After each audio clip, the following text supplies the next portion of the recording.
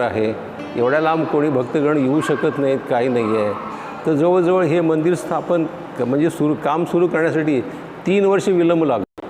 3 वर्षांनी परत की लोकांच्या मनात आलं की आमचे अंकुलकर दादा म्हणून होते. अंकुलकर दादा फार मोठे आध्यात्मिक होते. ते म्हणाले, तुम्ही महाराजांच्या विषयी तुम्ही अजिबात काळजी करू नका. या ठिकाणी मंदिर जर स्थापन झालं तर महाराज तुम्हाला कुठलंही कमी पडू देणार नाही आहे. स्वतः सगळं कार्य करून घेतात. त्यामुळे तुम्ही हे काय करू नका, ह्या ठिकाणी मंदिर स्थापन करा. या ठिकाणी भूमिपूजन करण्यासाठी 3 वाणी स्थापन झालं.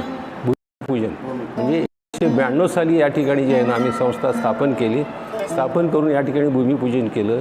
भूमिपूजन जे आहे कोल्हापूरचे करवीर पीठाचे जे शंकराचार्य जे जगद्गुरू होते त्यांच्या हस्ते या ठिकाणी भूमिपूजन झालं.